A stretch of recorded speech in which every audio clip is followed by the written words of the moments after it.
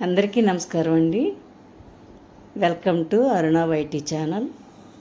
మరొక చిన్న వీడియోతో మీ ముందుకు వచ్చాను. మన మొక్కలు చూసుకుంటూ కొంచెం కబుర్లు చెప్పుకుందాం. అంటే మన ఇరుగు పొరుగు వాళ్ళతో కబుర్లు చెప్పామనుకోండి, ఆ కబుర్లని వేరేగా వక్రీకరించి మన మీద గొడవకు వస్తారండి. అందుకని మనం చెప్పుకుంటే మీరు వింటూ ఉంటే చాలా చాలా హ్యాపీగా ఉంటుంది. ప్లీజ్ నా ఛానల్ సబ్స్క్రైబ్ చేయండి, లైక్ చేయండి, చిన్న కామెంట్ పెట్టండి. మీ అందరికీ కూడా మొక్కలు చూపిస్తూ 4 కబుర్లు చెప్తాను. అంటే మొన్న ఓడబ్ల్యూడిసి కలిపాను కదండి, అవన్నీ కూడా మొక్కలకి వేశాను. ఆ రోజే మీరు చూశారు, వీడియో మీరందరూ చూశారు.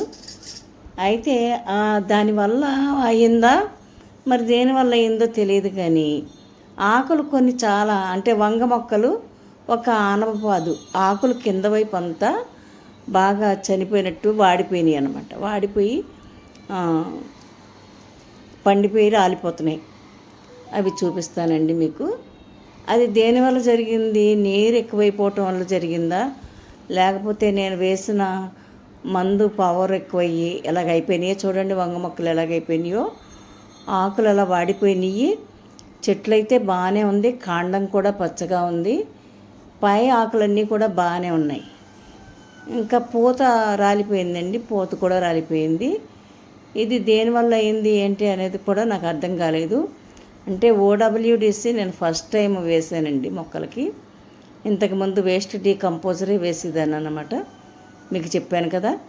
అయితే ఇదిగోండి కొంచెం కొంచెం కాయలు ఉన్నాయి, మొక్కలు బాగానే ఉన్నాయి. ఇప్పుడు ఈ కాయగూరలన్నీ మనం పెంచుకుంటేనేనండి ఆహారం మనకి బాగా మంచి పోషకాహారం లభిస్తుందన్నమాట. మన నోటికి రుచిగా ఉండేవన్నీ మంచి ఆహారం అనుకుంటాం మనం.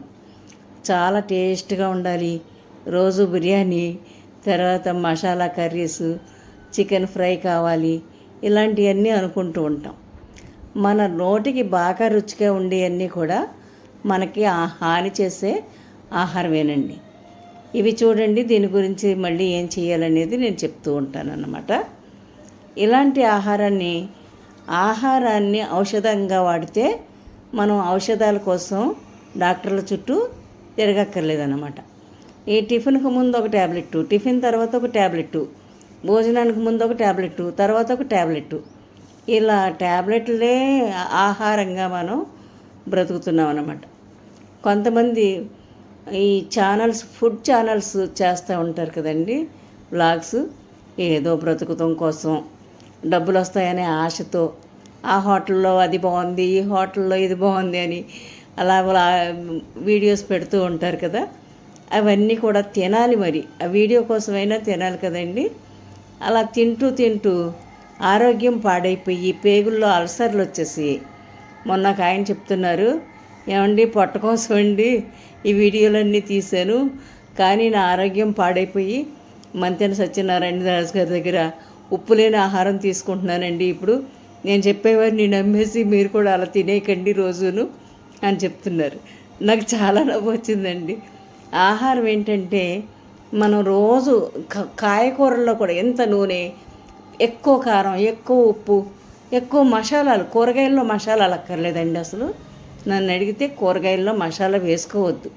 మనకి ఎండుమిర్చిలోనే అన్ని జబ్బులు వస్తాయండి. ఈ ఎర్ర తోటకూర చూడండి మధ్యలో, ఇది క్యాన్సర్ని రాకుండా చేస్తుందంట, క్యాన్సర్ కణాలని చంపేస్తుందంట ఈ ఎరుపు రంగు తోటకూర.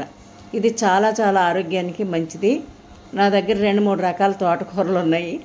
అవి ఎప్పుడంటే అప్పుడు మనం వేసిన మొక్కల మధ్యలో విత్తనాలు పడి అలా మొలిసిపోతూ ఉంటాయి అన్నమాట అండి. ప్రతి కుండీలోనూ, ప్రతి టబ్లోనూ ఎక్కడో చోట ఎర్ర తోటకూర కనిపిస్తూనే ఉంటుంది. మామూలు తోటకూర కూడా అలాగే మొలిసిపోతుంది, తులసి చెట్లు కూడా అలాగే మొలిసిపోతూ ఉంటాయి. ఇదిగో ఇది మొన్న చూపించాను కదండి, ఎరుపు రంగు వచ్చేసింది పుదీనా, ఇప్పుడు మళ్ళీ బాగానే వచ్చింది. ఇవన్నీ బాగున్నాయండి మొక్కలు ఓడబ్ల్యూడిసి వేసిన తర్వాత. అయితే వంగ చెట్టు ఆకులు మాత్రమే అలాగైపోయినాయి. దానికి వేరే కారణం ఉండొచ్చు, ఇది కాకపోవచ్చు. నేను దానికి రేపు ఏం చేస్తానంటే మీకు చూపించి చేస్తాను.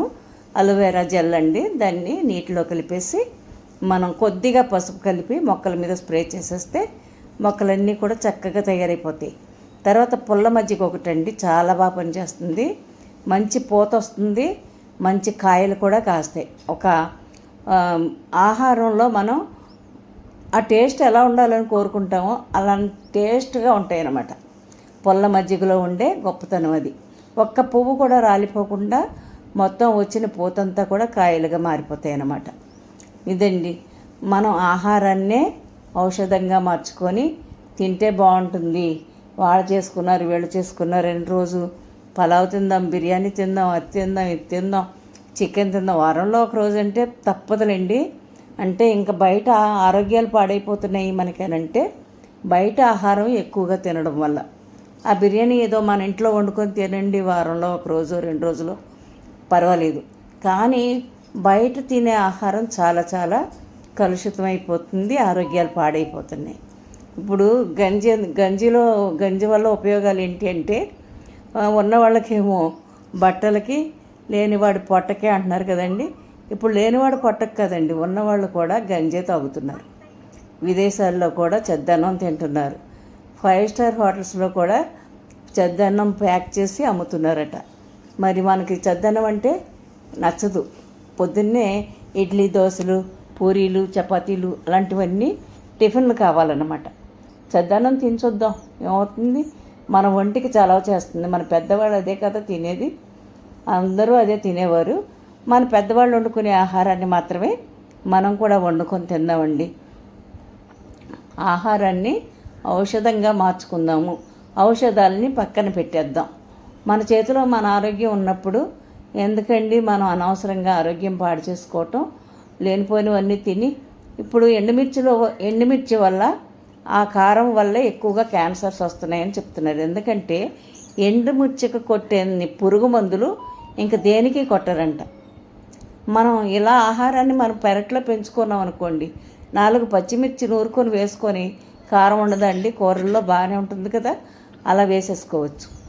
ఈ పచ్చిమిర్చి మీద మనమేమి ఎరువులు పురుగు మందులు కొట్టం కదా.